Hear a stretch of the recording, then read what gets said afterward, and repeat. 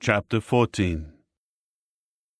Jehovah now said to Moses, "Tell the Israelites that they should turn back and encamp before Pi-hahiroth, between Migdol and the sea, within view of Baal-zephon.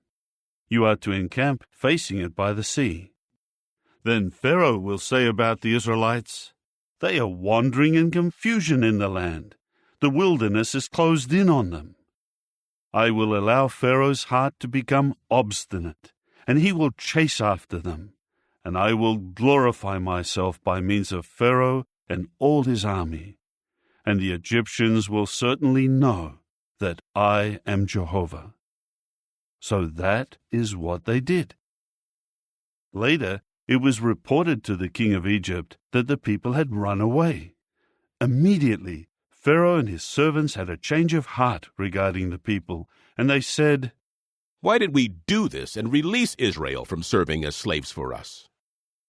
So he made his war chariots ready, and he took his people with him.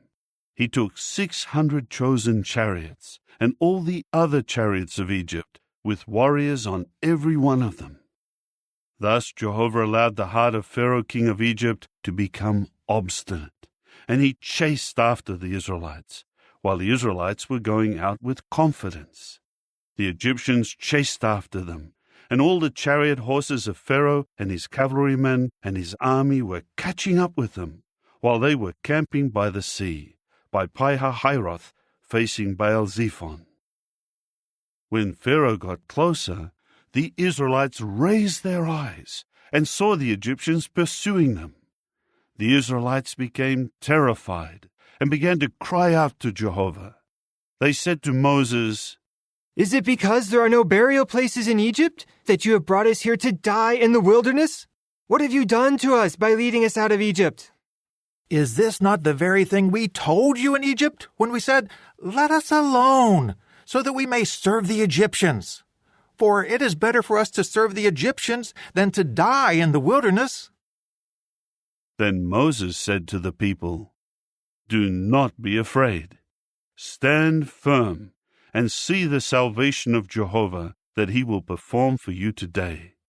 For the Egyptians whom you see today, you will never ever see again.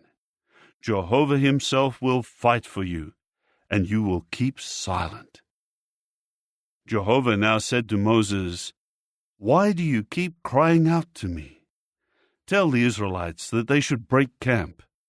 As for you, lift up your rod and stretch out your hand over the sea and divide it, so that the Israelites may go through the midst of the sea on dry ground.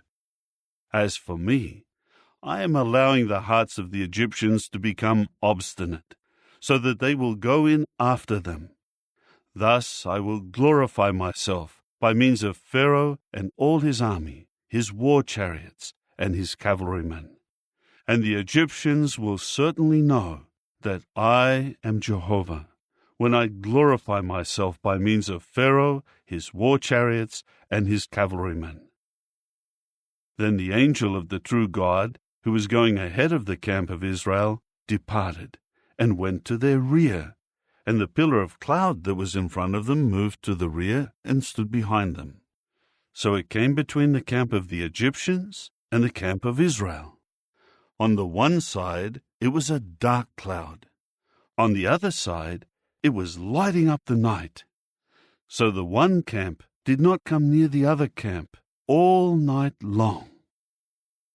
Moses now stretched out his hand over the sea, and Jehovah drove the sea back with a strong east wind all night long, turning the sea basin into dry ground, and the waters divided.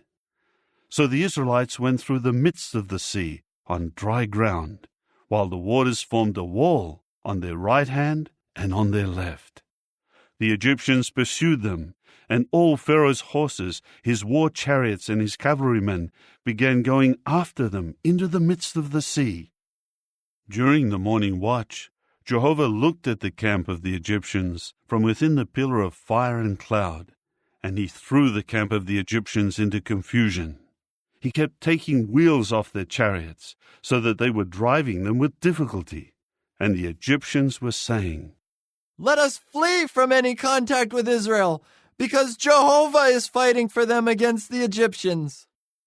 Then Jehovah said to Moses, "Stretch out your hand over the sea, so that the waters may come back over the Egyptians, their war chariots, and their cavalrymen."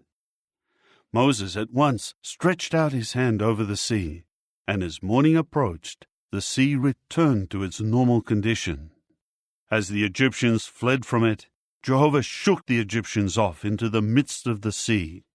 The returning waters covered the war chariots and the cavalrymen and all of Pharaoh's army who had gone into the sea after them. Not so much as one among them was allowed to survive. But the Israelites walked on dry ground in the midst of the seabed, and the waters formed a wall on their right hand and on their left. Thus Jehovah saved Israel on that day from the hand of the Egyptians, and Israel saw the Egyptians dead on the seashore. Israel also saw the great power that Jehovah wielded against the Egyptians, and the people began to fear Jehovah and to put faith in Jehovah and in his servant Moses.